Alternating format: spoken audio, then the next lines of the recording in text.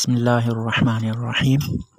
حدیث نبوی حضرت ابن عمر رضی اللہ تعالی عنہ بیان کرتے ہیں، رسول اللہ صلی اللہ علیہ وسلم نے فرمایا، ہر چیز حتیٰ کہ عجز و دانائی تقدیر کے مطابق ہے۔ اس حدیث پاک میں تقدیر سے متعلق رہنمائی فرمائی گئی ہے۔ عجز و دانائی سے مراد دانائی اور نادانی ہے۔ نبی کریم صلی اللہ علیہ وسلم نے فرمایا کہ سب کچھ تقدیر کے مطابق ہے، دانائی اور نادانی بھی۔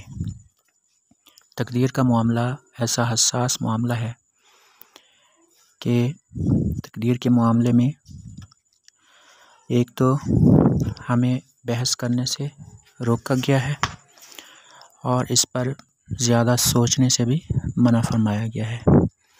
ہمیں یہ حکم ہے کہ جیسے اللہ نے فرما دیا ہے تو منوان اس کو تسلیم کر لیا جائے۔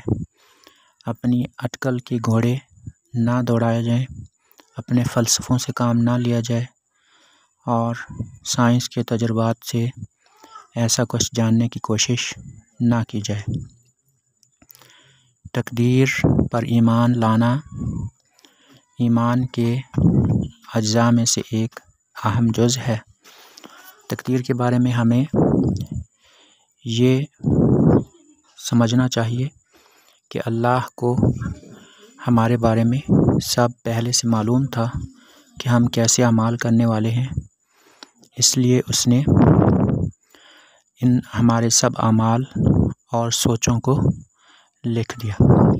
ایسا نہیں ہے کہ ہم تقدیر کے لکھے جانے کے بعد مجبور ہیں کہ اسی کے مطابق عمل کریں، بلکہ اللہ کو چونکہ معلوم تھا کہ انہوں نے ایسے کام کرنے ہیں، لہٰذا ہمارے اعمال تقدیر کے مطابق ہیں۔ اللہ نے ہمیں نیکی اور برائی دونوں رستوں کے بارے میں علم بھیج دیا ہے۔ انبیاء کرام علیہم السلام کے ذریعے ہمیں بتا دیا گیا ہے کہ سیدھا رستہ کون سا ہے اور غلط رستہ کون سا ہے، اور اختیار بھی دے دیا گیا ہے، لیکن یہ فرمایا گیا ہے کہ سیدھا رستہ اختیار کرو گے تو رب راضی ہوگا اور یہی رب کا حکم ہے، اور اگر برے راستے کا انتخاب کرو گے تو نجات سے دور چلے جاؤ گے، جہنم کا ایندھن بنو گے۔ منقول ہے کہ ایک شخص نے حضرت علی کرم اللہ وجہہ سے قضاء و قدر کے بارے میں یعنی تقدیر کے بارے میں سوال کیا۔ حضرت علی نے فرمایا، یہ ایک بڑا راستہ ہے، اس پر نہ چلو۔ اس شخص نے پھر یہی سوال کیا۔ حضرت علی نے فرمایا، یہ ایک گہرا دریا ہے، اس میں نہ اترو۔ اس شخص نے پھر سوال کیا۔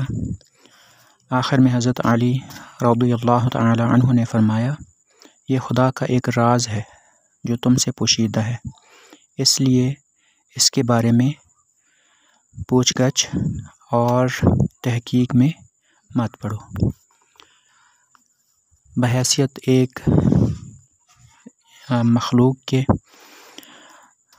ایک بندہ ہونے کے، ہمارا یہ فرض ہے کہ اللہ نے ہمیں جیسے فرما دیا ہے اس کو بغیر چون چرا کے ہم تسلیم کریں۔ اور ایک بات اور کہ ایمان کے سلسلے میں صرف عقل کام نہیں دیتی، عقل کے ساتھ کسی حد تک محبت یہ بھی ضروری ہوتی ہے، لیکن صرف عقل سے کام لینا یا صرف محبت سے کام لینا یہ دونوں خطرے سے خالی نہیں ہے۔ اللہ پاک ہمارے ایمان کی حفاظت فرمائے، آمین۔